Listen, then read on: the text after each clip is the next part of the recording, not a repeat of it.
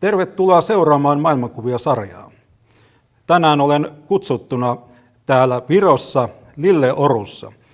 Täällä minulla on Lilleorun henkinen johtaja haastattelussa ja hänen nimensä on Ingvar Villido. Ja tämä seuraava keskustelu tullaan käymään englannin kielellä. Nice to meet you. It is very honor to me to be here and do interview with you. Hello, welcome to our place. Thank you. In What You Say, we always get know the people and what kind of spiritual path they have, and this is what we're doing in this interview. So, where everything begins, how did your journey start? It's quite difficult to say. It's 60 years ago, I become born here, but I was just a regular guy, young guy. But if I remember something, I was 6 or something like that. I found some kind of information from a Russian magazine, which told about pranayams, breathing exercises from yoga. And then I started to do it. It was just interesting for me, and I was very curious. That was one short episode of my life. Then I was 16 or something like that. Then I remember I couldn't sleep a couple of nights. I was awake, and it was strange for me. And after, it was some short period too, and it was disappeared after that. Then I couldn't understand what was those things, But I worked with cars. My profession is electrician of cars, Yes. Yeah. And I went to the school, of course. After school, I went to the auto service to work there, and one client inviting me to the karate learnings, right? And I've been 1 year or something like there, and learned some techniques. Nice. It was quite interesting, but very strange for me because I'm country boy, And I heard there some spirituality is here. It's not only fighting, not only physical, but I couldn't understand what they mean, by some spirituality. That strength is one, but discipline and kindness and some things, It was quite strange because young people at my age, they're drinking and they're going to the parties and making other things, right? So then I went to the army, and I met there one guy after 1 year to be in army, and I can say he was my first teacher. That guy taught to me Chinese martial arts, and he told about acupuncture and about some strange Agni yoga, strange because I don't know nothing about it, and we're going deeper and deeper with him.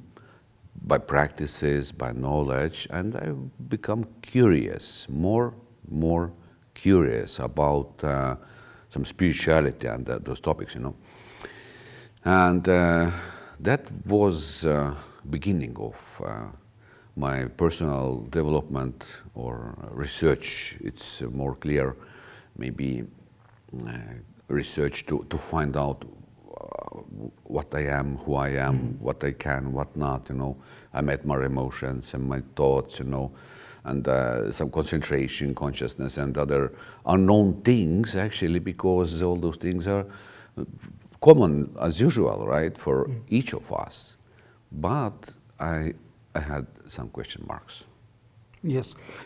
So you didn't get that kind of spiritual background from your home, that your home, was it like a normal working class family, or how did No. It was absolutely zero, actually.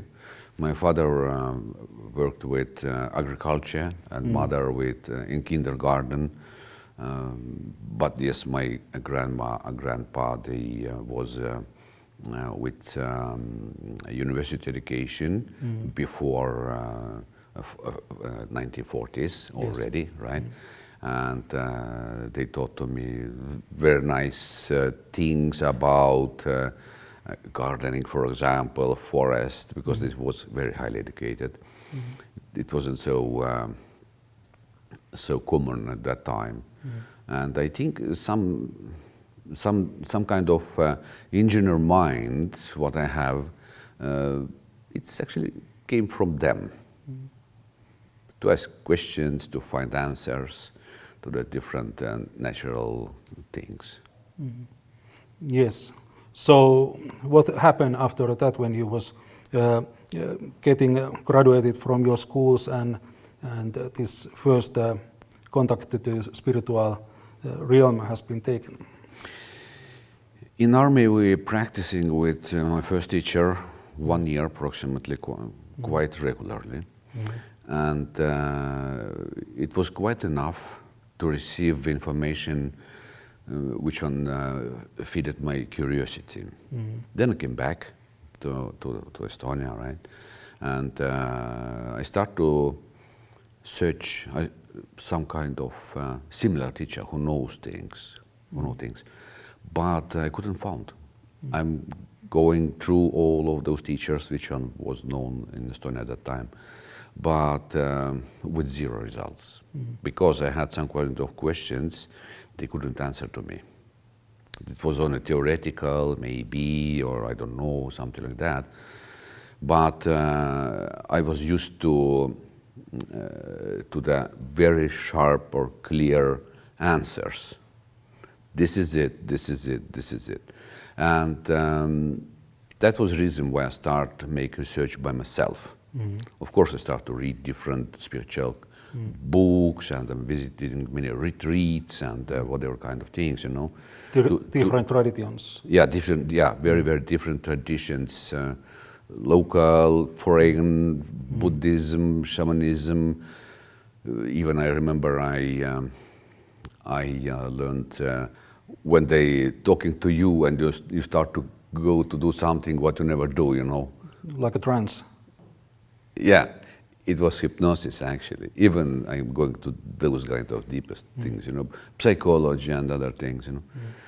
But it wasn't good enough for me because all the kind of knowledge was too theoretical. But I met one very important teaching, it's Dzogchen teaching. It was very clear, very sharp. And for me, it looks today, even today, it's very high.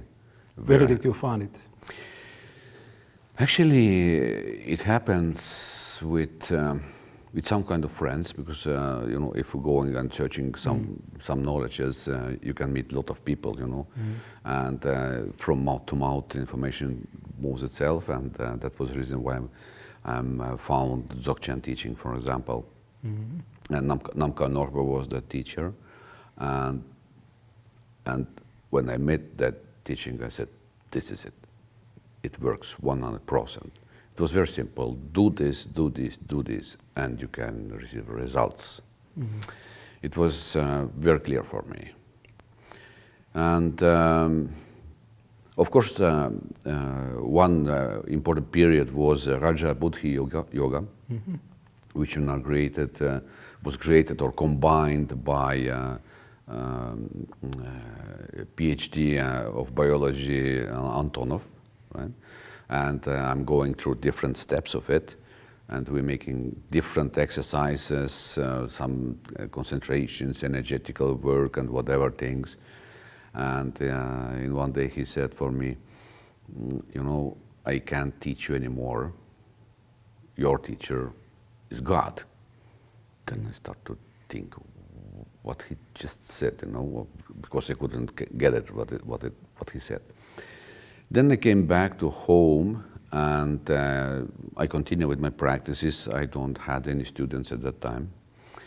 But once I met one architecture, because here in Lilleoru, where we are now, I planned to make home for my family. Yes. It was 30 plus years ago. And she making that structure of house. And I met her, and in the neighbor room, some people was there, and they talking about something, and listen what they told there, and I just said something, and they become totally calm. I was confused a little bit. I said something wrong to them or not, but they invited me to their circle, and they start to ask me about different things, and then I explained them.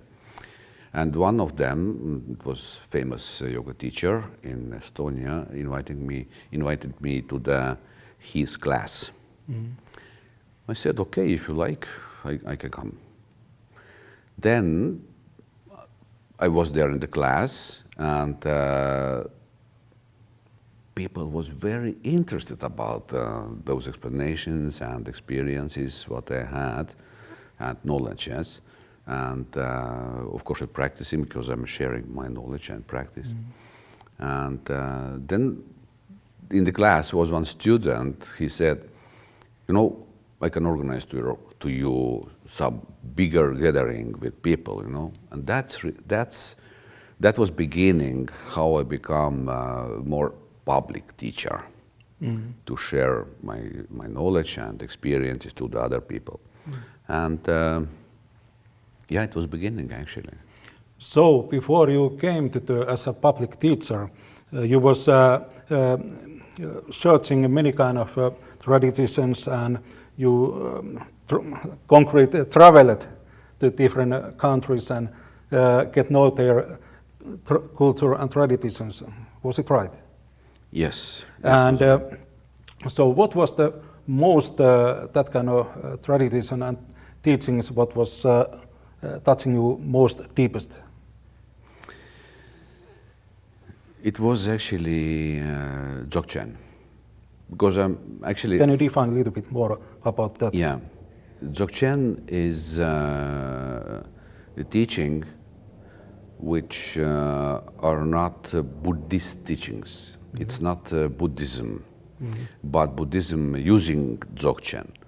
About Dzogchen teacher said, its origin is not from Earth; it's from some another planet. But we have one part of it on Earth, and it was very how I say esoteric. It means hidden. Yeah. Hidden. It came up only 1970s, somewhere there. But before it was thousands years on Tibet, and it was teaching which one calling direct way. It means if you get it, that core of this teaching, you become free, free like individual from karma. I think spiritual people know what it means to become free, right? And that is the reason why Dzogchen teaching are called immediate way how to become free. It has only three points. First, if you're receiving the state, which one become given to you from teacher, they say, this is it. Second order is continue with it. And third one, no doubts about it. Is this already about Shiva teachings? There is also this three. Yeah, they have different names there, Tibetan names. But if we're talking about Shiva or God or Allah, actually God is one, but names are different. Yeah, right? Universal. Yeah. And if you cannot use properly those 3 requests in Dzogchen, then some additional teachings coming, which I'm preparing you to those 3 main knowledges, right? So, and it's rare, but Namkha Norgu is passed away, right? But he have some kind of teachers, yeah. And Namkha Norgu was in neighbor countries here, maybe even in Estonia, I don't remember anymore. And we went to his retreats, yeah. But of course, at that time already I had students, and we were visiting with students different Buddhist teachings with different lineages, 4 lineages we have, right? And I'm familiar with all those things, but it's so theoretical today. It's you cannot use it without, like practically. You need to believe. But I'm not a believer. Sorry, I'm a very practical man, and theory doesn't work for me, and not for others too. Right? Practical consciousness man. Right. Yeah. But actually, you know, about consciousness, when I started all those things, you know, I don't know nothing about consciousness or true self or what is freedom practically, and other yogic stuff. You know, it was very far. But by time, I start to know this is it, this is it, this is it, this is it, this is it. But with all those teachings, which one was part of my life, I couldn't create some whole picture of everything. It was like pieces of mirrors everywhere, and today I have whole mirror or whole picture, and I had one reason for that. It was from book Marshall Govindan, Babaji and 18 Siddhartha edition. There was one short sentence which explained 5-body system: physical body, vital body, mental body, intellect, and true self. And I just looked at, and all those knowledges, what I received before by practice, they become together. I start to understand, okay, this spiritual thing belongs here, this here, this here, this here, and that map was created. Map and compass. And of course I start to go deep with that map and compass, and of course I taught the same things to the students, and yeah, some development process starts. It wasn't anymore so simple, just like some spiritual gatherings, but they start to be more and more educational. What was the part of the yoga and meditation in this journey and in these teachings? Today I can say clearly, yoga is not what you think, and meditation is wrong word for it. Okay. Can you give some Yes, updated? of course I can explain. Word yoga means union. It means something need to be united to something. But in real yoga, I dividing real yoga and yoga from mind, right?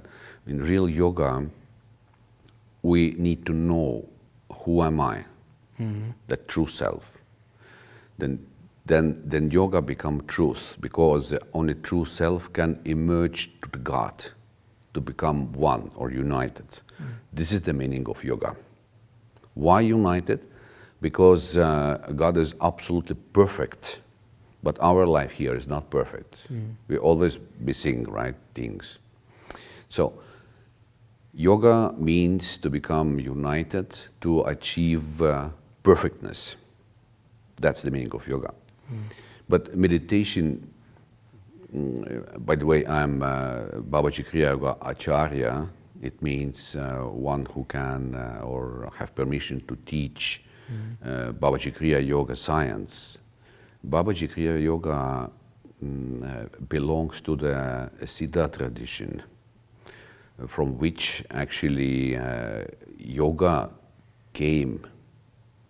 Yoga are created not by mind, but like yogis and Siddha said, it was given for us from God or Shiva.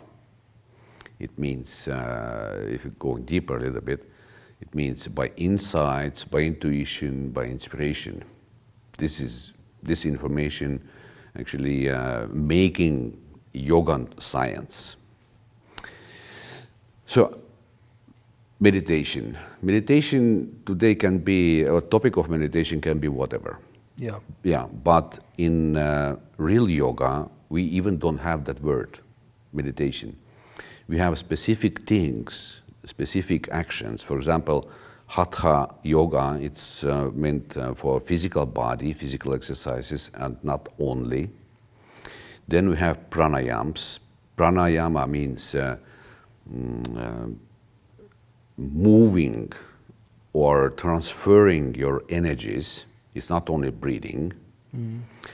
Then dhyanas or dhyan. Dhyan means exercises which one are connected to our thinking machine or concentration or intuition. They're very, very precise actions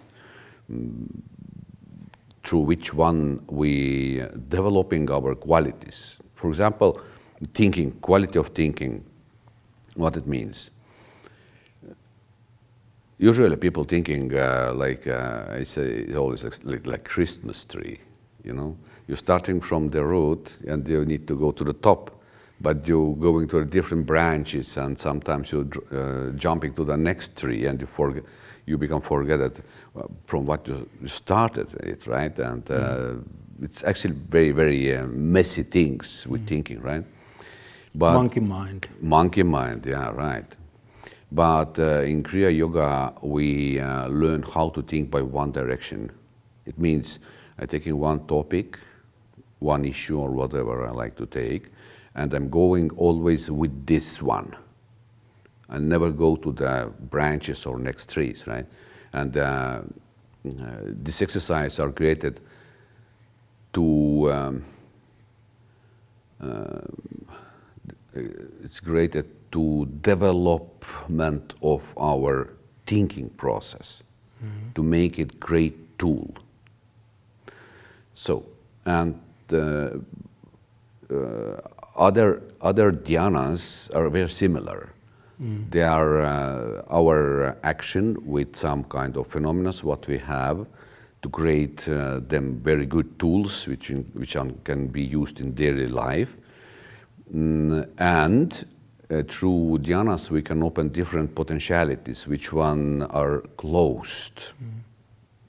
This is purpose of dhyanas. Then we're using mantra yoga, different vibrations to activate some energies to become united with consciousness of those energies. Why? Because in yoga science we know some basics. We're looking differently a little bit everything what exists, and deepest part is information and energy. Information is one or something what can guide energies, and of course information become guided by consciousness. How about intention, where it belongs to this process? Intention is a true tool of true self. It always belongs to the true self. Yes. Yeah, and through intention you can manage properties of consciousness. For example, focus or ability to be aware, to discern, to divide something, to go deeper, to understand. Ability to understand belongs to the consciousness, which one actually is silence. Yeah. Yeah. Then inspiration, intuition, and insights. They all belongs to the consciousness, not to the thinking and emotions. So, and through pranayama, we're activating some kind of natural phenomena, because yoga working with nature. It means there's nothing what is esoterical, even it looks like esoterical, right? So then we have bhakti yoga. Bhakti yoga is attitude which one belongs to the true self and other things. What kind of attitude need to be there? So, and of course, here's much more deeper steps, which one going to our system, which can be used by us properly.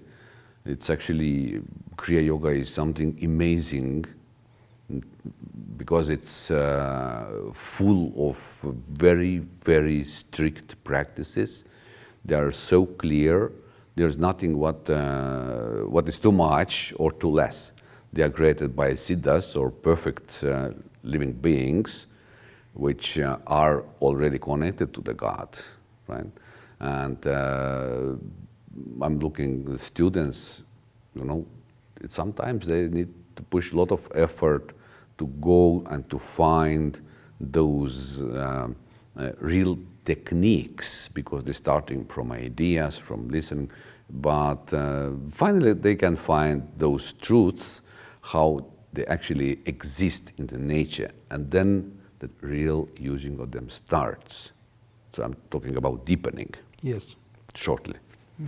So when you mention that you have been studying as Raja Yoga, Yeah, right. is it also part of this kind of thinking yoga, this Raja Yoga? Because it's in Finland we used to have a Raja Yoga center, and it's actually only 30 kilometers away from where I live. Mm-hmm. And they have focused very much of those in Raja Yoga, this thinking yoga, that how you can climb without losing your focus, that you can keep that thinking on your mind when you do something. Yeah, I think we can say it's Raja Yoga is, what means Raja? Raja means king, right? And that was tool which one was used by kings in India. And it makes them very smart and successful, and help them to rule and understand what actually happens, right? This is one small part of us thinking process, but it's very important.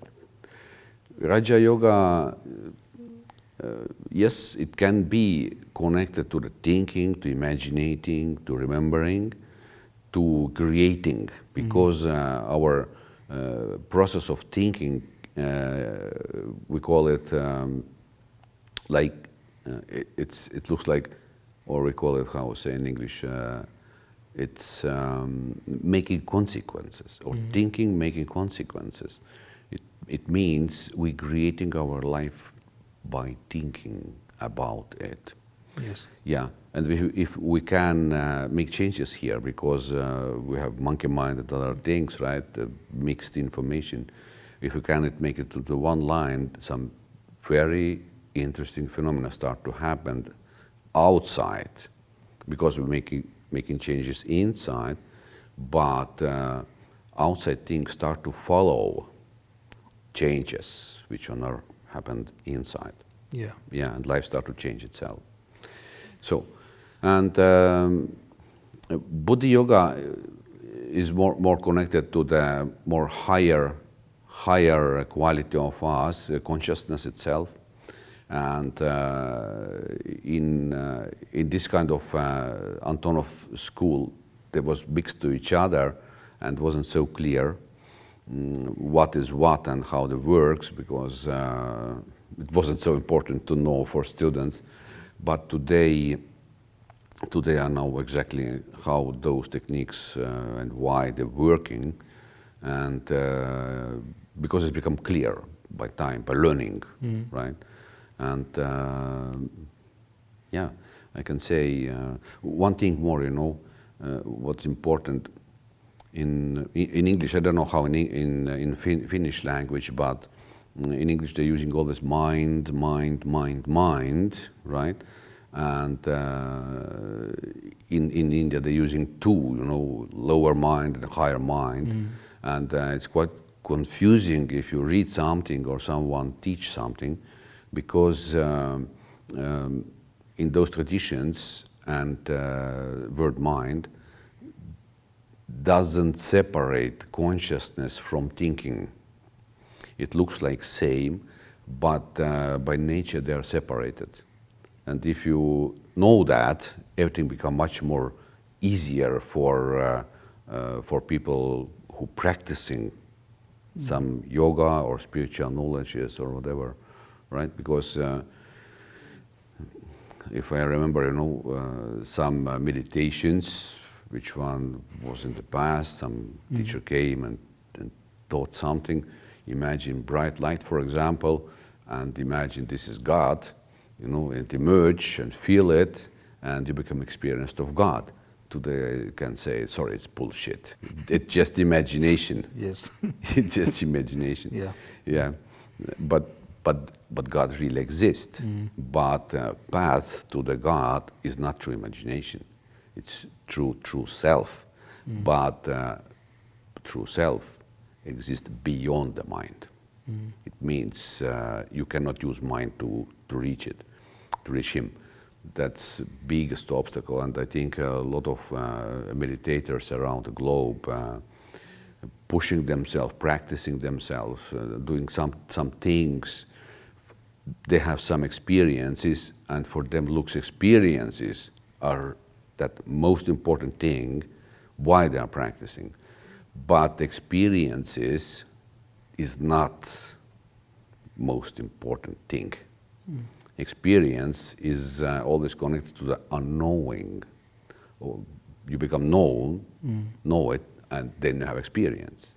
Or experience happens is some changes happens in your subtle parts, right? But if you're practicing more, you don't feel them anymore because your system becomes used to those energies. And some people think, something is wrong here. No. So, and hunting of experience is actually a mistake. This is not purpose.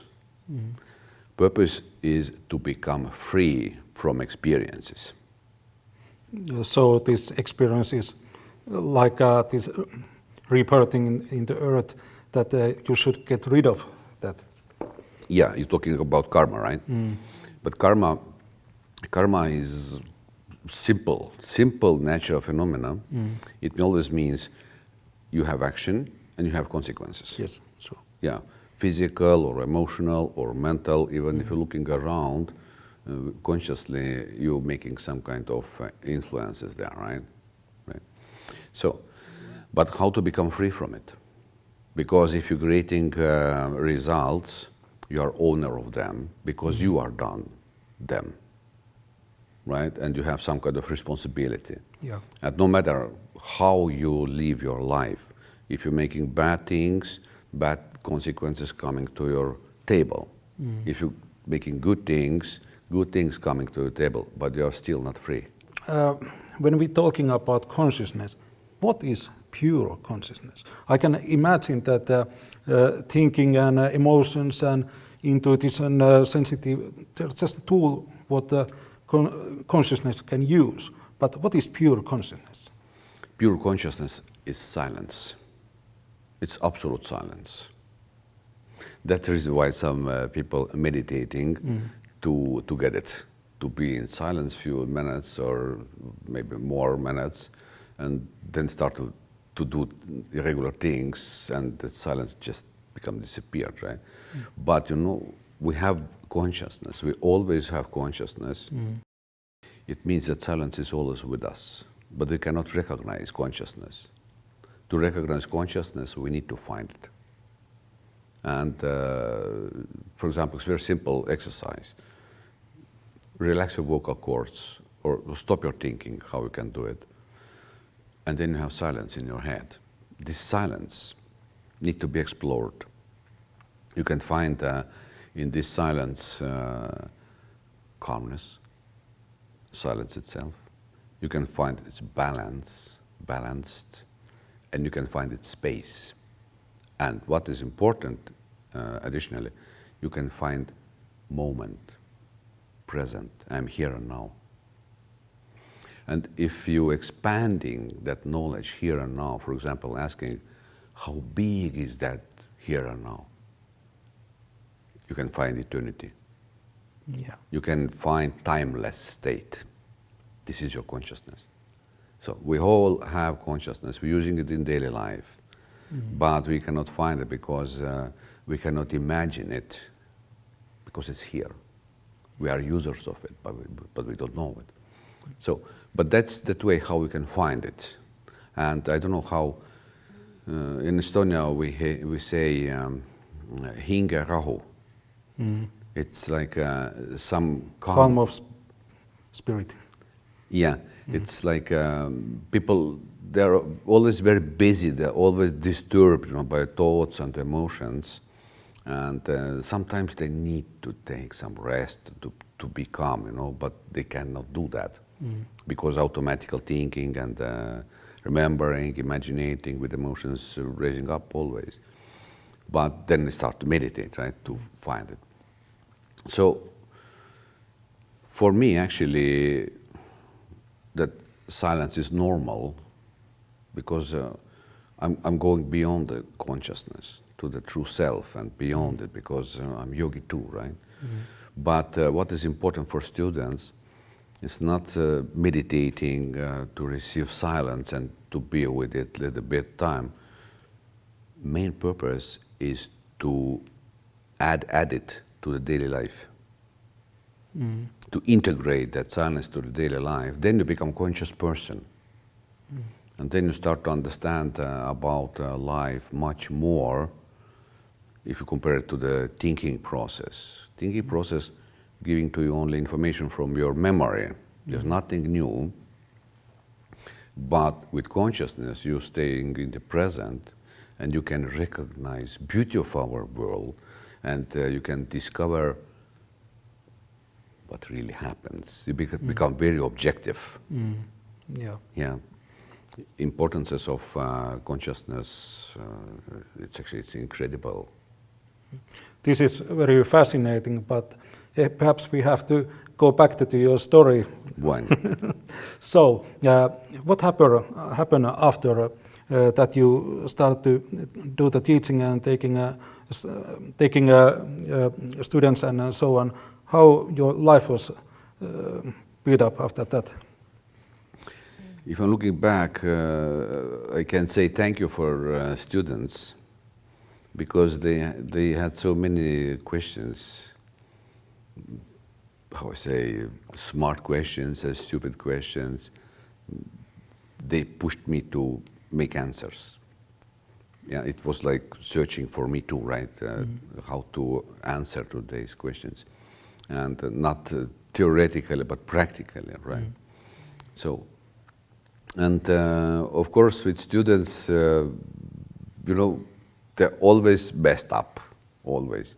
But if you're making some good things, they become followers of you. They're following you, yeah. But at that time, already I had family and business. I had 3 companies, and students. I had students, and the amount of them grows, and then one day I just asked them, guys, I need to choose. I'm going to my business and finishing teaching, or I start to teach and I'm finishing my business, right? And ask from them. They said, teach us. But I say, can you understand? It's an economical question too, right? They said, don't worry, we're supporting you. Then I sold companies and other things, and they start to do it, right? And till to that time. And with family, I have 3 grown-up children, right? They live their own life, and of course I have wife, I have house, I have a dog, even puppy, right? And car, everything what we need in life. What right? takes the normal life? Yeah, like normal life. Yeah. I'm actually living a normal life. Yeah, not you see, doesn't look like some strange with turban or other things, you know. I don't need it. Yeah. Right. We have to see beyond the forms. Right. So, and of course I know family life because what actually happens with people around, because my childhood wasn't so nice because father used alcohol, and I know all those problems which are connected to the alcohol. And through family life, I know family problems directly, personally, right? And yeah, life actually it's very educational, and if you can find some solutions, then if your family members start to use those same solutions, you know, that life become very good in family. Actually very balanced, and no shouting, no fighting, no other things, you know, and we have very balanced family life today, and it's great actually. Well, it's very nice to hear that how your story has going on, and in spiritual way, I have watched your lectures, and there is always that carpet on the wall where is this Isvarananda, Guru Siva. What it means? When I become inaugurated to the Babaji Kriya teacher, then that name Ishvarananda was given to me. I had before one spiritual name. It was Ishvarlal. It was given to me from Muniraja Maharaji from India. It's longer story, different story. Yep. Yeah, but this name Ishvarananda was given. Last old one was changed to it, and this is spiritual name, which making or giving looks like a new beginning or something like that. And Ishvara means God. That's God, that real God, not God of gods and other, or how I say this. Brahman. This is that is that one God, right? This is Ishvara, and Ishvar Ananda. Ananda means bliss of this God. Okay. This is meaning of that name. But Sri Guru Ishvarananda, or how you said it, it is behind me there. It pointing to the teachings, because all teachings what I have, they are connected to the real yoga which came from Shiva or from God. It's not created by mind. It has different source, right? And in yoga we're always using Shiva name because when first explorers found something what was always here, beginning of everything, and everything falls to him. They gave name for him Shiva. It's actually God doesn't have name, you know, by itself. It's given by humans, right? So, and I'm just teaching his teachings. So basically, this Shiva is also one tradition line. Example like this God creating and destroying this. Yeah, I understood. You know, actually, Shiva is in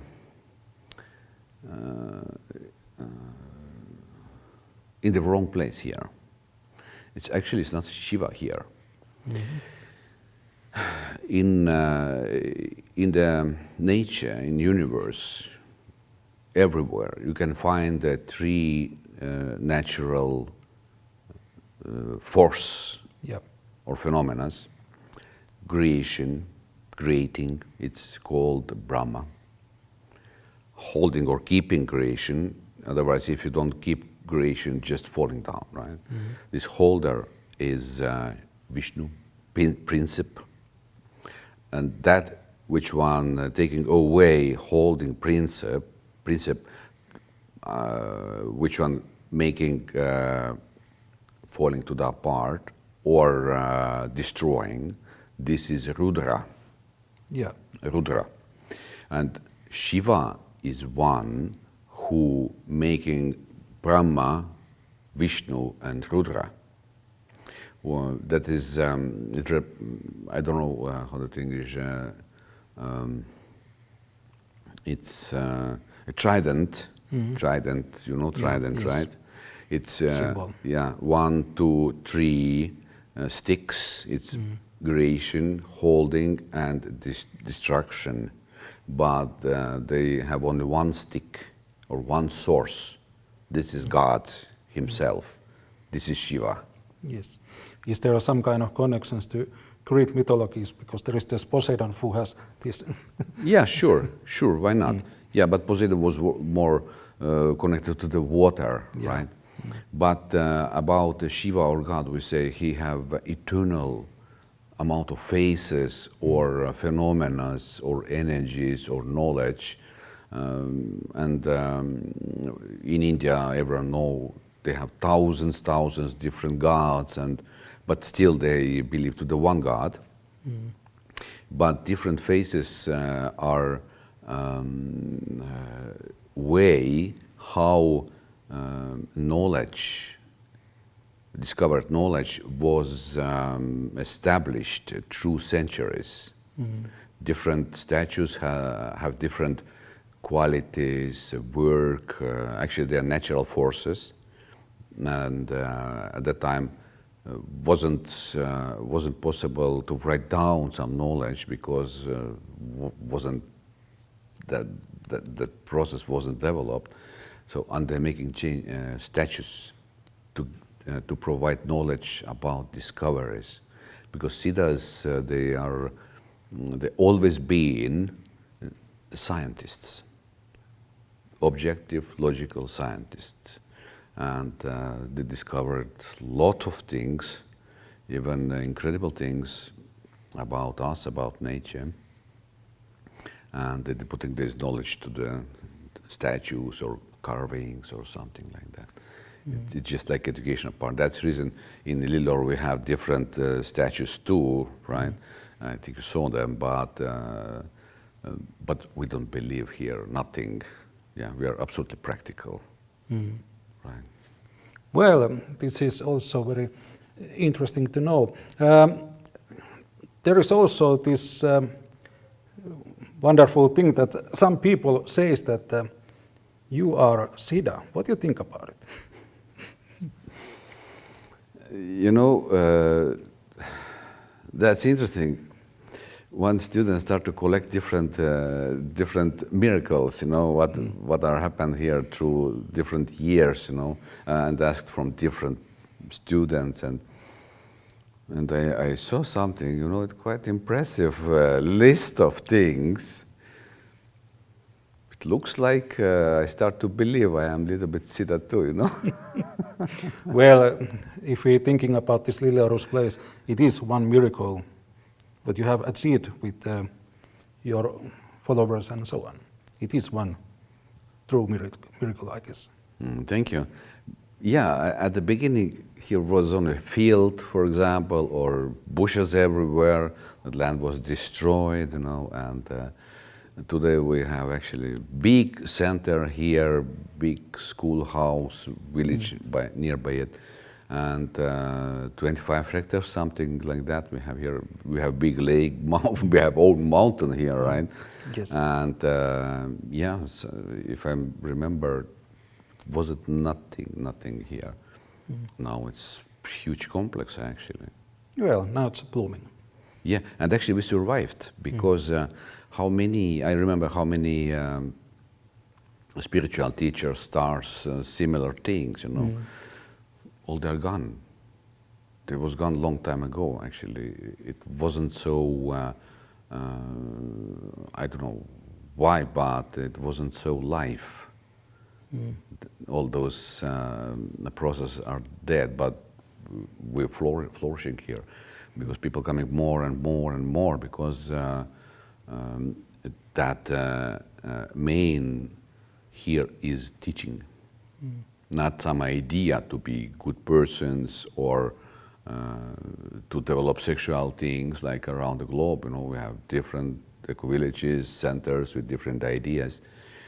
It's actually, we're actually using full knowledge about us, how we can develop ourselves in different levels. This is not escaping place. I don't support escaping to the to go to the monastery and be there, or to the caves or forest, because social life is not curse. It's education too. Yes, indeed.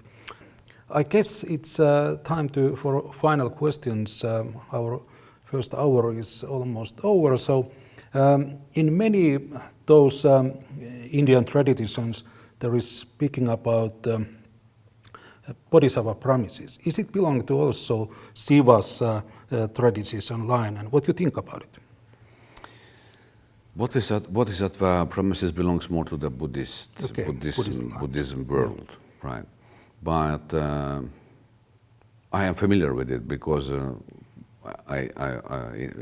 one period of time I've been with Buddhists and other. It's okay, but what is wrong with it? If you become ready to take nirvana, like they say in the Buddhism, or samadhi in yogic terms, then you just become, or going to the beyond everything what exists. Promise of bodhisattva means you don't take it and then staying with that phenomenal world here to help others because they have sufferings. But what is interesting here? If you're going to the samadhi state, your five senses doesn't work anymore. It means all things which are known by you, they become just disappeared. And that can be connected to the existence of everything. If looking from this perspective, it would be good to ask, is it this world my creation? If this is my creation, it's my karma. And if I'm going away from it and it disappears, my karma is totally finished. I'm going back to the source or to the God, or one drop of water emerging with ocean. But the bodhisattva promise can be ideological too. Why? Because so highly developed persons, they have incredible knowledge, and they can help others here, which are not anymore my imagination, my karma, my creation, right? It needs to be separated from me as true self and my karma to the others.